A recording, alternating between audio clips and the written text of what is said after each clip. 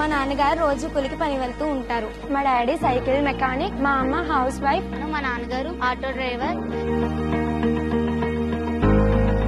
ఇంతకు ముందు అయితే మేము కార్పొరేట్ స్కూల్లో చదవాలని ఎంతో ఆశపడే వాళ్ళం. ఇది వరకు నేను మా చెల్లి కూడా చదువుకోవాలంటే చాలా కష్టంగా ఉండేది. మా నాన్నగారు నా ఫీజు కట్టడానికి చాలా ఇబ్బంది పడుతూ ఉండేవారు. ఒక్కసారి అయితే స్కూల్ మానేయాలి అన్నంత ఇదిగా పరిస్థితులు వచ్చేవి. ఆ చదువులో భారం కాకూడదు కుటుంబానికి. తల్లులు పిల్లలను పంపించడానికి ఉత్సాహం చూపించాలి అన్న ఉద్దేశంతో ఎక్కడ దేశంలో జరగని విధంగా ఒక కొత్త వరవడి తీసుకొచ్చేదాని కోసం ఒక కార్యక్రమానికి సిద్ధాంతం. 1 నుంచి ఇంటర్మీడియట్ దాకా 12వ తరగతి దాకా చదువుకుంటా ఉన్న పిల్లలకు మేలు జరిగే విధంగా అమ్మ ఒడి అనే ఒక కార్యక్రమానికి సిద్ధాంతం.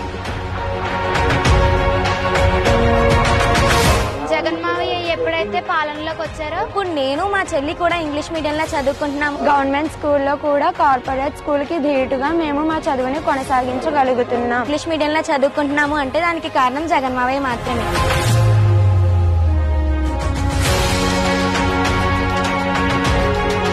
రంగురంగుల పూలతో ఆహ్లాదభరితమైన వాతావరణంలో చక్కటి క్లాస్ రూమ్లు, ప్రతి క్లాస్ కి బెంచీలు, అందరికీ కనిపించేట్టుగా గ్రీన్ బోర్డ్, తాగడానికి మినరల్ వాటర్, చక్కటి వాష్రూమ్లు, 24 గంటల నీటి సదుపాయము, రోజుకొక వెరైటీతో జగనన్న గోరుముద్ద పథకం.